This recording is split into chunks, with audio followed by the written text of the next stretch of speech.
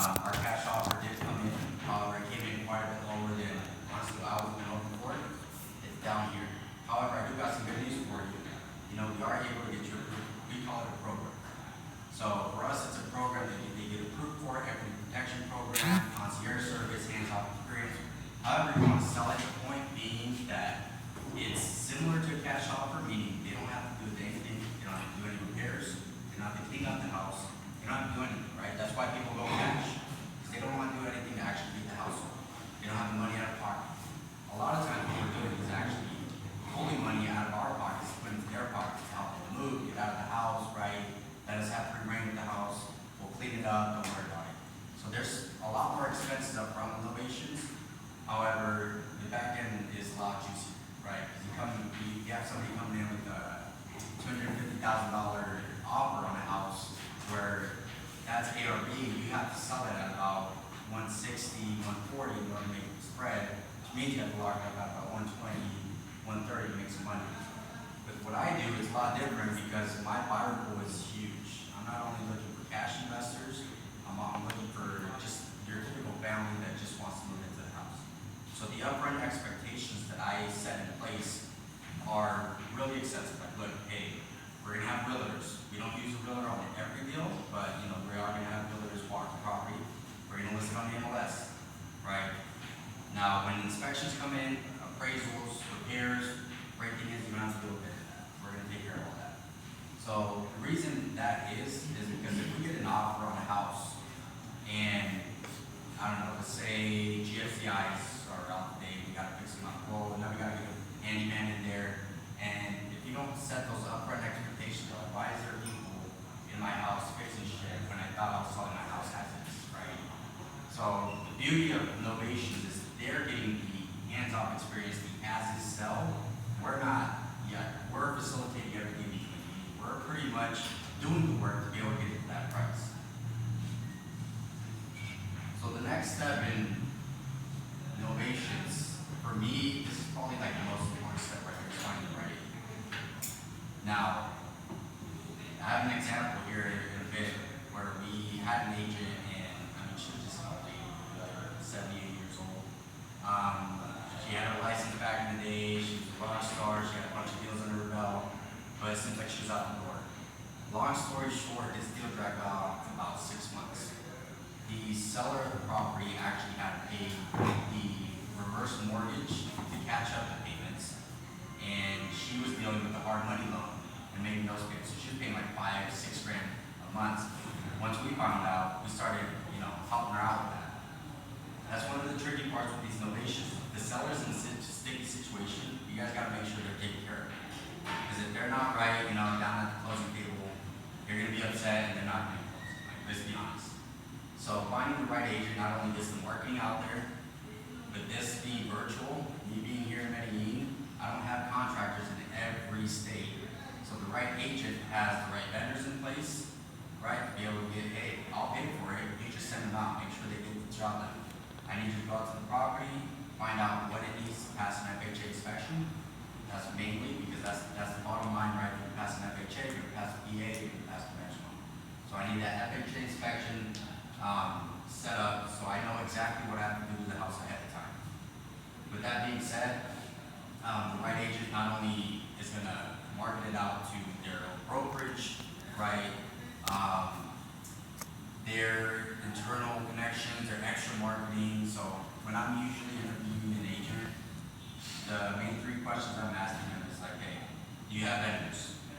You need electrical, plumbing, flooring, whatever the case, you have that. All right, cool. Now, do you also have the marketing strategy? Do you just list on the typical Redfin, Zillow, MLS, or do you do extra marketing? Right? Because nowadays, I think you guys can all agree that extra marketing is that extra edge. Get the property in front of the right people, right? Especially in Texas right now, you need that extra marketing. There's so many houses. Like, for you to sell a house in Texas right now, it's insane.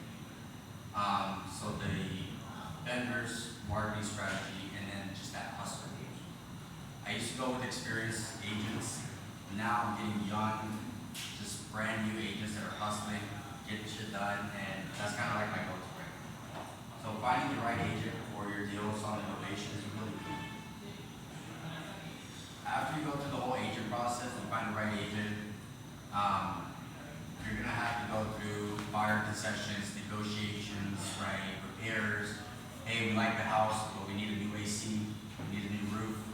The flooring needs done, and that's what we step in. Because they're calling us, they're not calling the seller to fix the house. So we gotta step in and say, okay, we'll do flooring, we'll give a credit on the AC, and send this counter. So we're literally acting as pretty much agents at this point. We're stepping in the shoes of the seller, and we're negotiating the whole thing back. That's how we get paid, right? So buyer concessions, this is we had a couple deals where you obviously got big problems that pop up, right? Foundations, termites. I had a lady just the other day where we locked her up at about $212,000, and house was full of termites. I mean, top to bottom, direct on roof. And from $212,000, I literally just the other day got her to sign an addendum for $100K. Now the reason and the way I was able to do that wasn't because like, hey, this is the facts, this is what we're doing, and it's just the fact of the matter, your house isn't worth it. No, the reason why I was able to drop it down $112,000 was because not only did I help her sell her house, but I helped her buy another mobile home that she's moving into. I'm like running the whole play on getting moving trucks from her house over to the new house. We're having a double closing. So once she closes on this house, she buys the next property free and clear. She's an old lady, she just wants to retire with her dog and get rid of her family. That is the actual point to these novation strategies, is that these sellers, I mean, cash deals are gonna always win. If you can get somebody to agree that a cash offer, I mean, cash is key. But for those that are a little bit stubborn, like, well, let's get you a little bit more money, they're still in despair. They're still in distress. They still need help, right? And I think that's one thing a lot of people forget in this business. Like, the reason people are coming to us as investors is because they don't have time to wait. They need money now. They need to get out of their house, right? You got problematic tenants. That land I talked about earlier, we're evicting tenants right now in California. So I don't know if any of you guys, good luck. but yeah, I know you guys evictions in California, but it's literally like a 4-month process. So we put a grand in her pocket. She's cool. She's hanging out. Eviction process is in place, right? That's going. But these are the types of shit that you deal with on evictions. Now it's a lot stickier, but like I said, you're gonna make a lot more money off of a deal that doesn't need any work this route than you would on wholesale, right? You can probably wholesale a house for like 10, 15K. But on a novation play, our bare minimum is 30K. I tell my guys, so I have 2 acquisition guys right now working. I tell my guys, this is your formula. Whatever the house can sell for, as is on market. Remember, as is, not ARV, not after repairs, as it sits right now. What it can sell for, minus 90%, minus your 30K. That's your offer, right? And then we deal with all the in-betweens. So, I should ask before, but what do you think about, I guess, what do you prefer between using an agent, flat fee listing? well, with the flat fee listing, I've done both. With the flat fee listing, you are actually acting as an agent. You're taking the calls when they come in. You're making the calls, right? Yeah, this call, interested in the house.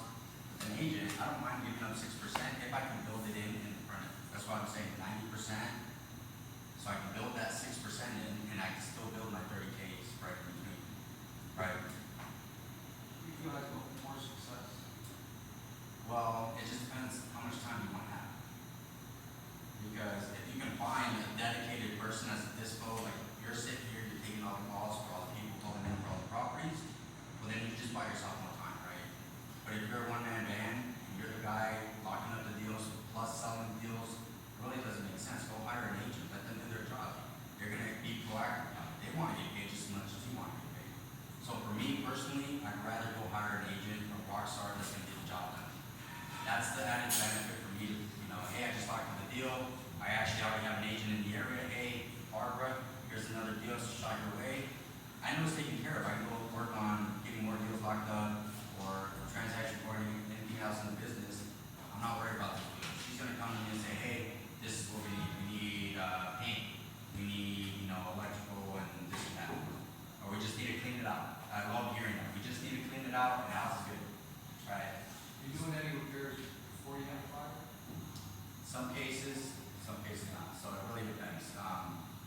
got a 60K spread built in, and it's 5K, making an extra 30K.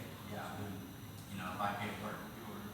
We actually, funny story, we actually did that with a deal in Texas, and we put in about seller needed 6K in their pocket to move out to Arkansas. The house needed 5. So we put money in their pocket, and the owner of the house actually died on us. So I've never had this happen to me. The week after we sent her the money to move to Arkansas, the homeowner passed away. So we're like, yo, we had an offer. We need to get the seller to sign the offer. Like, what's going on? We're doing extensive research over here, looking her up on Facebook, and we finally find an obituary. Like, she's gone. So we're just like, what are we doing? Good thing is, I talked to the husband in one of his calls with the wife, and the husband reached out to me and said, hey Jesse, look, I know you're working with my wife, I'm the one in charge now, so now we got the ball rolling again. So I'm like, yeah. So shit like that does happen, right? And it could happen on both sides. But my point is, if you're locking up a deal, even if it's a cash deal, why not have the ability to list it on work? You know what I mean? Like, if you have the cash offer, plus you have the ability to open it up to the open market, why not do both? My favorite thing about these novation plays is the fact that I'm not telling the seller that I'm buying their property. Me personally, I'm like, yeah, if I'm buying it, I'm having to be way down here, where I know I can go get our money and it's a banger, right? But if I'm reselling that, it's like setting that upfront expectations, they feel good and fuzzy, I feel good and fuzzy, we're all making money, and they're actually making a little bit more money to the point where, you know, they're walking away even happy. So for me, that's key, you know. Back to your point, you know, always agent, yeah, let them earn their money. They're rock stars, they're good at what they do. You got like 1 minute, and then we'll do questions. All right. And getting paid is the last one. Basically, seller invoice sheet is a seller net sheet is a sheet that I have that just breaks down what they're paying, mortgage, taxes, right? Seller invoice sheet is what we're paying. So the in-between, between what we locked them up, the agent, tax, or closing costs, all that jazz gets outlined, so it can be put on sale. This is the deal where we had the wrong agent. That's that old lady. This house here, we had it offer at 320. We had her locked up at 250, and she was dancing around for like weeks. Couldn't get the seller the right paperwork, back and forth. I mean, we wanted the seller 5K to help her pay her mortgage, and luckily enough, like, you know, she sent me my $5 grand back and pretty much chalked it up. This is another novation here. A to B contract was 200K. Purchase price from our buyer was 250. Repairs was about 2,500 for the clean out. As you can see, the house doesn't need pretty much anything. Now, you guys in PVC, you guys are gonna run into this. House don't need anything. They just want to cash out and stay back and move quick. Perfect for renovation. So I think we made about 22, 25 on it. That's my QR code. Me personally, I use property leads.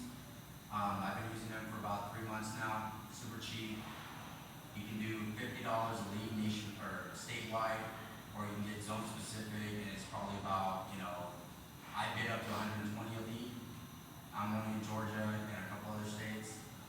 The QR code will have the property leads and BJB innovations pretty much nationwide. Wherever in the U.S. you have a deal that might get innovation, I have a link in my bean card. If you guys want to submit a lead in there, hit me up, shoot me a text. You know, we'll work the lead. You know, do a little warm handout, and also the property leads QR code.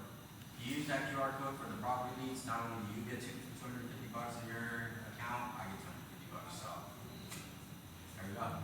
Very good. Big round of applause. Does anybody got any questions for Jesse?